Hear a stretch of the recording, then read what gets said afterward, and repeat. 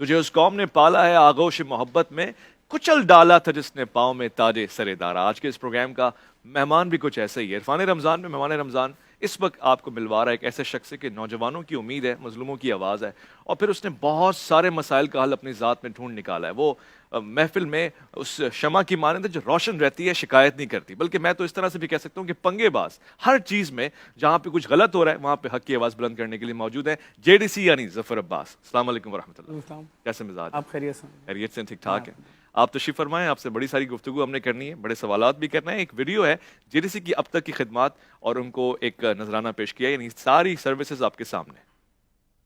मैं आपसे ये बात बोलूं कि ये रमज़ान पिछले रमज़ान से बेहतर गुजरेगा, ऐसा बिल्कुल भी नहीं है। इक़्तिसादी बुरान की वजह से आज पाकिस्तान की 80% आबादी एक वक्त का खाना छोड़ चुकी है। अरबों रुपए की मशीनें लगा रहे हैं सिर्फ इसलिए ताकि लोग अपनी बीमारियों के टेस्ट फ्री में करा सकें और जिंदा रहें इलाज करा के। JDC के गली गली जो डायलिसिस सेंटर बन रहे हैं सिर्फ इसलिए बन रहे हैं ताकि आप लाखों रुपए महीने नहीं दे सकते, जिसकी वजह से आप जिंदा नहीं रहेंगे। आप मुफ्त में डायलिसिस कराइए और जिंदा रहिए। JDC के फ्री IT सिटी में 10,500 बच्चों को हर 2 महीने में अरबों रुपए की मुफ्त तालीम देकर उनके पाँव पे खड़ा किया जा रहा है। हर महीने $200-400 कमा लें। कराची को एक ऐसी मोर्चरी की, एक ऐसे मुर्दा खाने की जरूरत थी जिसमें हर मैयत का अलग बॉक्स हो। JDC ने दुनिया की सबसे बड़ी मोर्चरी 1000 मैयतें रखने की मोर्चरी बनाई है। यहाँ पर गुस्ल कफन भी बिल्कुल मुफ्त होगा और कराची से बाहर अगर किसी मैयत को लेकर जाएंगे तो उसका कोफिन बॉक्स भी बिल्कुल मुफ्त बना के दिया जाएगा। JDC के दस्तरखानों पे कराची से लेकर आजाद कश्मीर तक डेली लाखों लोगों को मुफ्त खाना खिलाया जाता है और पार्सल दिया जाता है। मुल्क की इक़्तिसादी सूरत हाल को मद्देनजर रखते हुए JDC की हर मुमकिन कोशिश है कि हर मुसीबत ज़दा पाकिस्तानी की मदद की जाए, आपकी मदद से। अगर आप JDC के साथ जोड़ेंगे तो JDC ने जिस तरह कोविड में लाखों करोड़ों लोगों की मदद की, सैलाब में करोड़ों लोगों की मदद की, इंशाअल्लाह JDC आगे भी अपने पाकिस्तानी भाइयों को परेशान नहीं होने देगी। आइए JDC के साथ जुड़ जाइए। ज़कात, खैरात, इमदाद में JDC को याद रखिए और माहाना बुनियादों पर JDC को सपोर्ट करें। हमें आपकी मदद की जरूरत है, आपके अपनों को आपकी मदद की जरूरत है, पाकिस्तान को आपकी जरूरत है।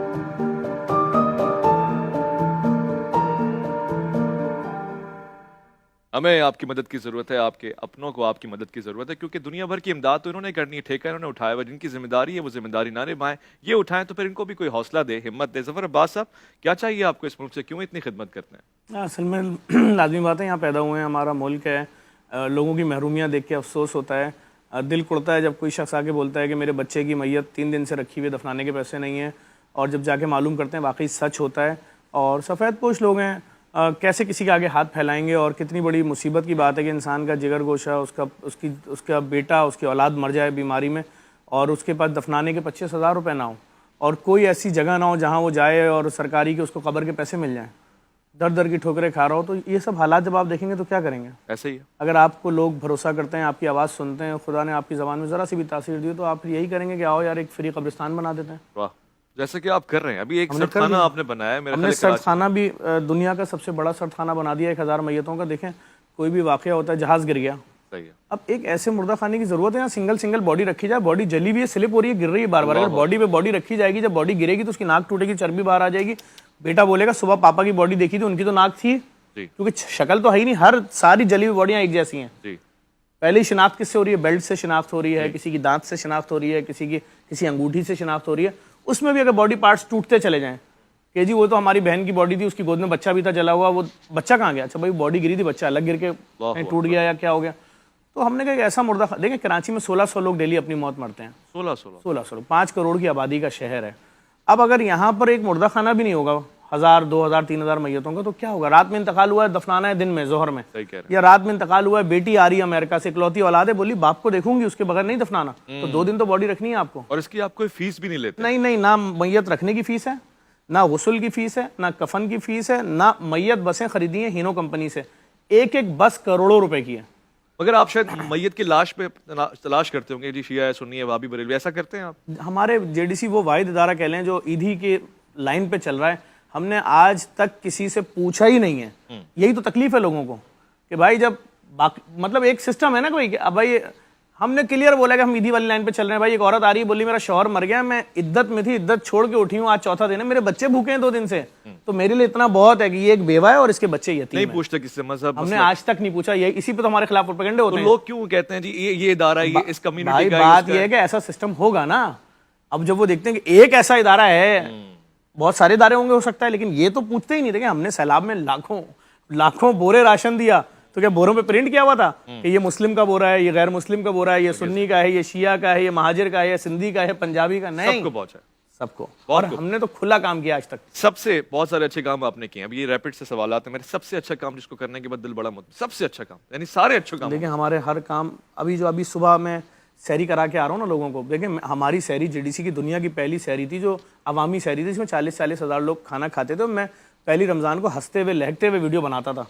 ये देखें मुल्तान से सारे शुतुरमुर्ग खरीद लिए फार्म हाउस के, आज एहलियान कराची शुतुरमुर्ग खाएंगे। ऐसा ही है, ठीक है, क्योंकि हम चाहते थे सब एक साथ बैठे, नफरतें खत्म हो। ये रोजाना 14-14 लोग मारे जा रहे हैं कराची में जबान और मसलक के नाम पे, खत्म हो, सब एक हो। हम कामयाब हुए इसमें, नफरतें खत्म हुई।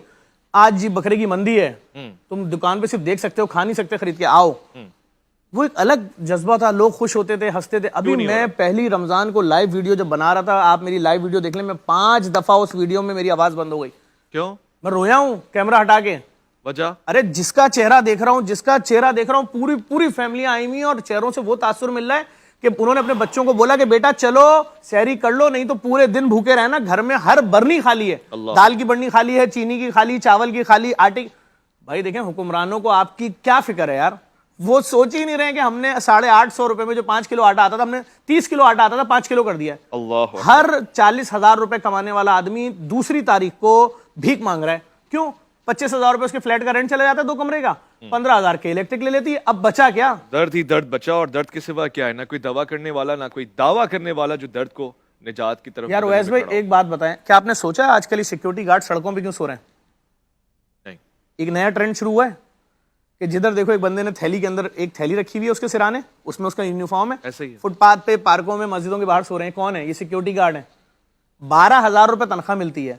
अगर वो 80-80 रुपए आने का, 160 रुपए, और 160 रुपए बस के जाने का दे, 300 रुपए दिन का देगा, तो 9,000 किराया हो गया, 12,000 तनख्वाह, 3,000 में घर का किराया, बच्चों को खाना। तो वो कह रहा है बेटा महीने में एक दफा मुझसे आके मिल लिया करो, इस बैंक के बाहर में सो रहा होता हूँ, यहाँ एक पेड़ है उसके नीचे, बच्चे कभी कभी आते हैं, देखते हैं बाप के ऊपर चिड़ियों की भीड़ गिरी हुई है, बाप सो रहा है। ये आलम कर दिया है लोगों का, किसी हुक्मरान को कोई फिक्र नहीं है। सारे ये बातें ऐसी हैं कि ज्यादा देर अगर हम बैठे तो आंखों से आंसू ही आएंगे, या चीखें निकलेंगी, या गिरबान पकड़ने को दिल करेगा। अभी आपने जो हमारे यहाँ माफिया करार दिया जाता है जिन जिनको, उन सबको छेड़ दिया है इस वक्त, तो रमजान में खास तौर पे उन सब का बैकलैश आना शुरू हो गया आपके पास? बात है, पीछा हो रहा है, घर तक आ रही है टीमें, पूरी वीडियोस हमने डाल दी हैं, एक साथ 4-4, 5-5 लोग लेके कर रहे हैं, जहाँ से गुजर रहे हैं वहाँ खड़े हैं, फिर पीछे आ रही हैं बाइकें, घर गली तक आ रही हैं, और मुश्किल है सब चीज़ें। लाजिम बात है, देखें ना कितनी बड़ी माफिया होगी कि रियासत आके बोल रही है, वज़ीर आला कह रहे हैं कि मैंने तमाम DCs, तमाम ACs, तमाम वजीर, तमाम मिनिस्टर्स को इलाकों के चार्ज दे दिए। तुम नाज़माबाद देखो, तुम उसके बाद भी ठेले वाला कल खड़े होकर मुझसे बोला इतना बड़ा अमरूद, इतना जितनी बड़ी मेरी दाढ़ है, इतना बड़ा अमरूद, वो कह रहा है सरकारी रेट उसका 150 रुपए, वो कह रहा है मैं बेचूंगा 300 का, क्या कर लोगे? तो रियासत की रेट को तो एक ठेले वाला इस तरह चैलेंज कर रहा है कि अल हफीज वाला मान। क्यों? उसके पीछे माफियाज है जिनके ठेले हैं, वो तो दिहाड़ी पे 1,500 रुपए, वो जिनके ठेले हैं 100-100, 500-500, उन्होंने बोला अच्छा रियासत तो ये कर रही है और ये सब कुछ हो रहा है, आपके पीछे कौन है? ये भी तो बात की जाती है ना कि जफर अब्बास ऐसे जो निडर हैं, इतनी थ्रेट्स हैं, सारा कुछ है, ये सारे माफिया हैं, किसी ना किसी के पीछे कोई ना कोई है। आपके पीछे कौन है? देखिए मैं कराची शहर में रहने वाला हूँ। मैंने जब यहाँ पर आँख खोली तो मैंने 10 साल यहाँ पर ज़बान की बुनियाद पर लोगों को रोज़ाना 15-20 मरते हुए देखा। अगले 10 सालों में मैंने यहाँ मज़हब और फ़िरक़े के नाम पे लोगों को मरते हुए देखा। उसके बाद अगले 10 साल मैंने मिक्स देखा कि 6 ज़बान के नाम पे और 6 मज़हब के नाम पे, मसलक के नाम पे मर रहे हैं। तो जो लोग इन जैसे हालात में पलते बढ़ते हैं, फिर उनको मौत का खौफ नहीं होता, क्योंकि आप हर 5वें दिन अपने किसी एक चाहने वाले को अपने हाथ से कब्र में उतार रहे होते हो और आपके हाथ उसके खून से रंगीन हो जाते हैं कि उसके कफन पूरा खून से, तो फिर वो आपको मौत का खौफ कैसा? भाई वो भी तो जो मारे गए बेचारे, कोई डॉक्टर था, कोई इंजीनियर था, कोई प्रोफेसर था, कोई अपने दफ्तर, उनकी बीवियां भी तो आज बगैर शौहरों के रोजा रख रहे हैं, उनके बच्चे भी तो बगैर बाप के मस्जिद जा रहे हैं, नमाजें पढ़ने जा रहे हैं, तरावियां पढ़ने जा रहे हैं, ईद की नमाज पढ़ने जाएंगे बगैर बाप के, तो जिंदा है। अल्लाह ताला उनको भी संभाल रहा है। अगर हमने माफिया से खिलाफ आवाज बुलंद की और ये हमें मार देंगे तो कोई बात नहीं, अल्लाह ताला हमारी फैमिली को भी संभालेगा। प्रोटोकॉल होता है आपके साथ? अब जब बहुत ज्यादा थ्रेड्स आई और इदारों ने इन्फॉर्म किया कि अगर दूसरे मुल्क से मैं आ रहा हूँ कि आप घर भी नहीं जा सकते, एयरपोर्ट से मोबाइलें आपको लेके जाएंगी, ये इतनी थ्रेड है, तो अब 2-3-4 गार्ड होते हैं, इसमें पुलिस वाले हैं, अभी बीच में रेंजर्स वाले थे साथ, मुसलसल एनी टाइम 24 घंटे। अच्छा, इन सारे लोगों में जिस पे भी इस वक्त आपने हाथ डाला है, सबसे मुश्किल कौन है? देखिए सारे मुश्किल हैं। अब देखें ना, बात यह है कि अगर मैंने एक वीडियो बनाई कि ये खून का टेस्ट जो है इसकी कॉस्ट 10 रुपए आ रही है, HbA1c, ये क्यों हो रहा है 1,500 रुपए का? ये जो हेपेटाइटिस B-C का टेस्ट है इसकी कॉस्ट 20 रुपए आ रही है, क्यों 2,500 रुपए का हो रहा है? ये टोटल टेस्ट जो हो रहे हैं सारे, मैंने सबके नाम उनके रेट बताए, मैंने कहा इनकी टोटल कॉस्ट आप ले रहे हो 40,000 रुपए, जबकि इनका असल रेट 2,700-2,800 रुपए है, तो लोग तो मर जाएंगे। और इसी वजह से आपने नई मशीनें यहाँ मैंने कराची में आई हैं जो कि 2 पाकिस्तान मिनट में टेस्ट का रिजल्ट दे देती हैं। पाकिस्तान में वो मशीनें थी नहीं, 8 अरब रुपए की सीमेंस कंपनी की मशीनें उतार दी हैं और रिपोर्ट टेस्ट करेगा। बार कोड जो ट्यूब पे लग गया है, रिपोर्ट उस बार कोड वाली ट्यूब को उठाएगा, रखेगा, अगला रिपोर्ट आएगा, उस बार कोड की तस्वीर खींचेगा और सब कुछ रिपोर्ट करेगा और 1 रुपया किसी को नहीं देना। और ये कहाँ है? कराची में? नुमाइश चौरंगी, ताकि पूरे कराची को सेंट्रल पॉइंट मिले। उसके महीने के उस मशीन के खर्चात हैं करोड़ों रुपए, क्योंकि फ्री में टेस्ट हो रहा है ना सबका। अगर पाकिस्तानियों ने सपोर्ट किया तो ये मशीनें पूरे पाकिस्तान में लगा दूंगा। तो भाई लोग जिंदा, आप कह रहे हो स्कूल माफियाज के पास, अस्पताल माफियाज के पास, लेबोरेटरी माफियाज के पास, जिंदा कैसे रहेगा आदमी? आप कहते हो जी हम आटा बांटेंगे फ्री में, हमें पता है, हमें एहसास है कि आप 1600 रुपए का 1800 का 10 किलो नहीं खरीद सकते। जैसे ही आटा बढ़ता है 20 आदमी रोंद के मर जाते हैं। बहुत दुख है, लेकिन अच्छी बात यह है कि ऐसे लोग भी मौजूद हैं जो कुछ ना कुछ ये जो तमाम बेतरतीबी है उसमें आवाज भी उठा रहे हैं और कार खैर कर भी रहे हैं अपनी तरफ से जो कुछ मुमकिन हो सकता है। बहुत बहुत शुक्रिया जफर अब्बास साहब आपका, आप तशरीफ लाए।